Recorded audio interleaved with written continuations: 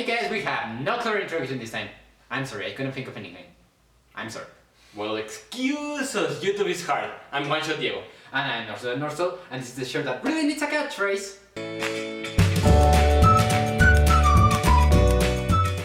You probably know this by now, but in this show we take a mechanic from a video game, especially if it's correct video game logic. Then we research set mechanics to give you its true story, the reason behind it, and its real-world counterpart. This episode, Healing Mechanics. Healing mechanics. These are not weird, unnatural, or obscure in any way, shape, or form. Even my mother, who has only played video games when I was 3 and forced her to play cooperative games with me, has seen a healing mechanic in some shape. Wait, you have a brother, so why play co-op games with your mom? Please refrain from asking questions until the end of this video. Well, actually, you can ask questions right now. I mean, it is a pausable video after all. I mean, in fact, take a moment, pause this video and leave a comment and why am I so weird and play.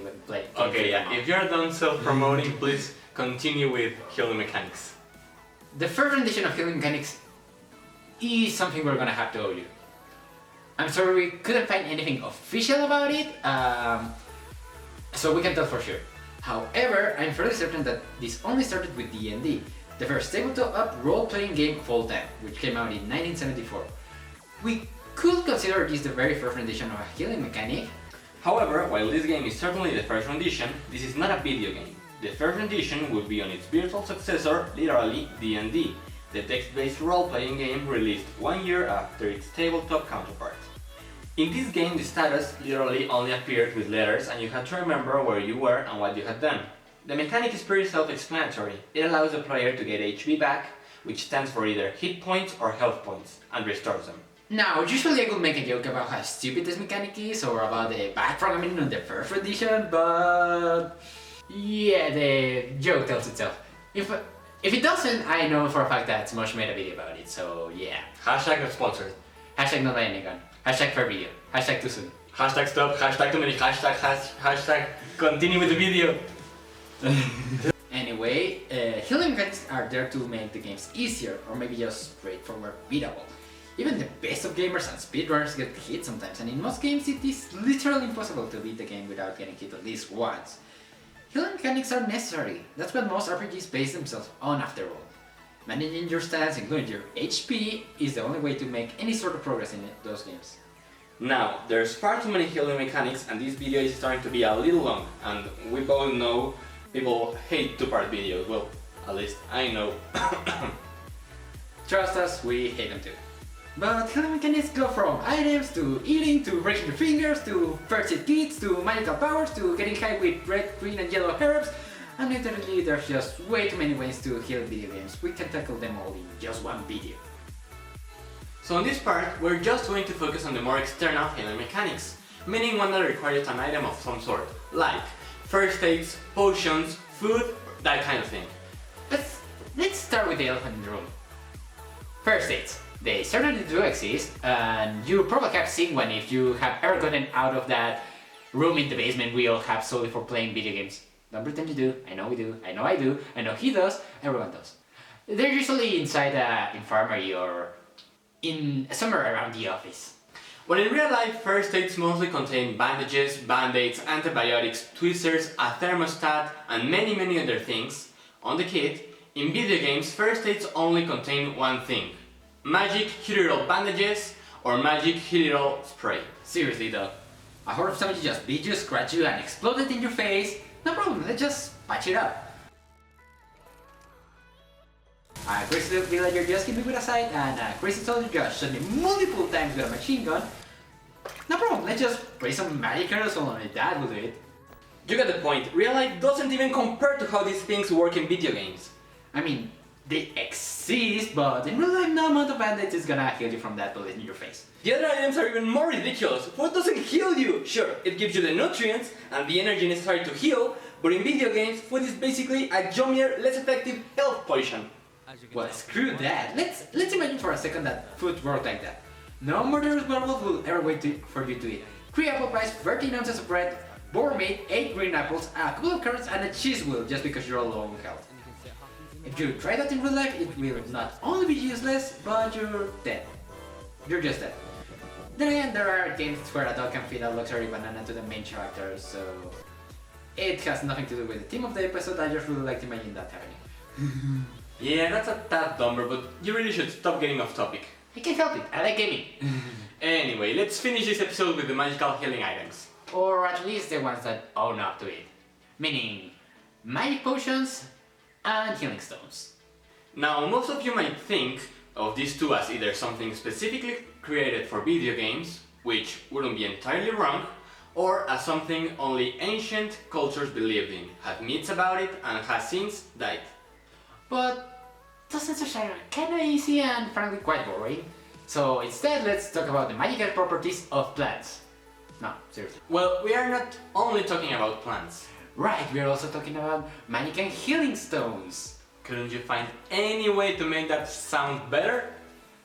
Face it, Vancho, there is no better way to say this. We really aren't kidding.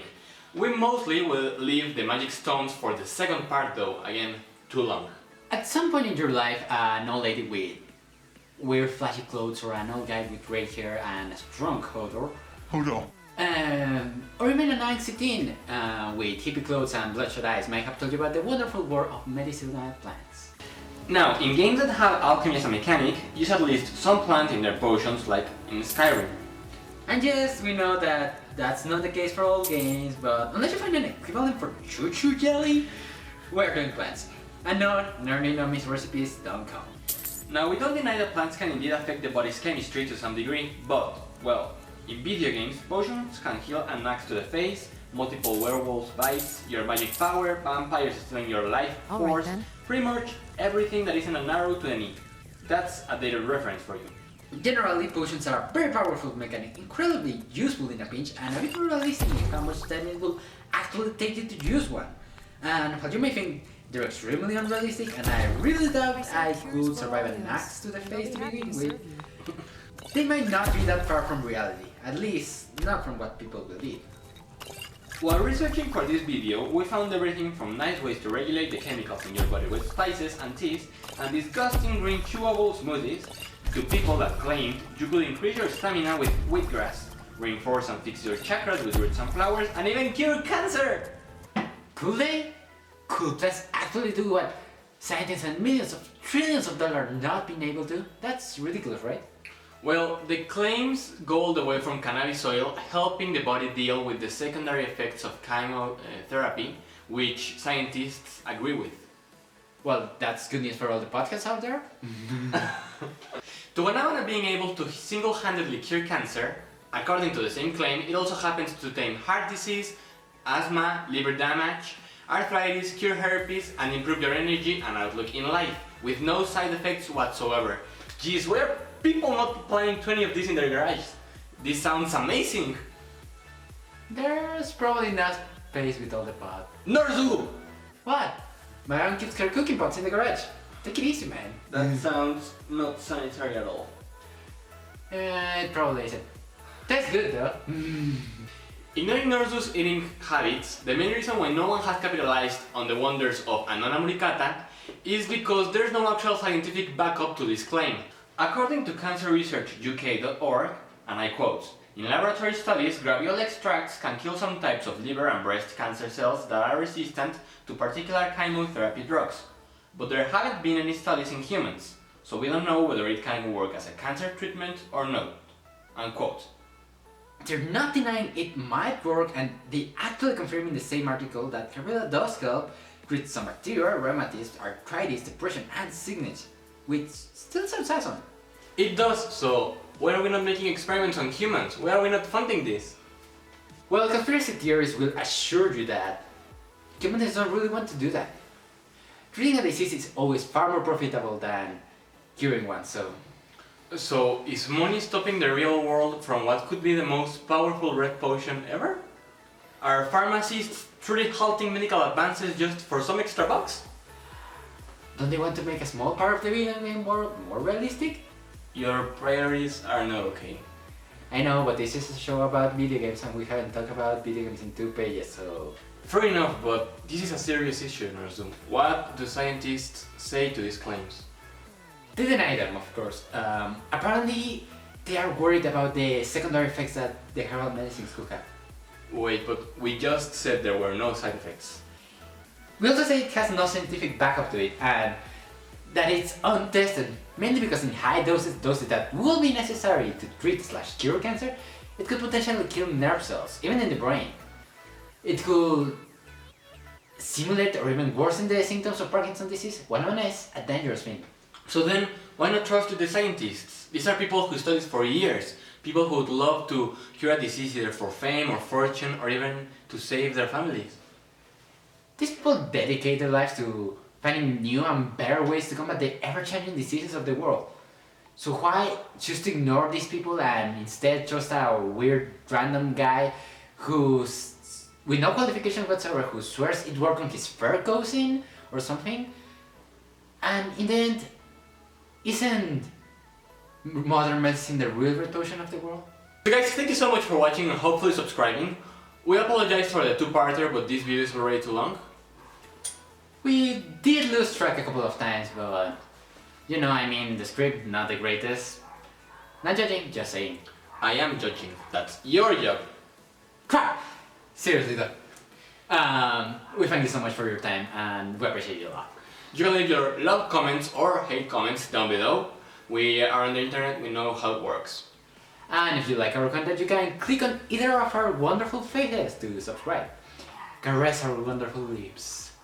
And you'll be taken to the land of awkwardness and off-topic comments. Well, anyway, I'm One Shot Diego. And I'm Northland Northol. And this was Game Mechanics.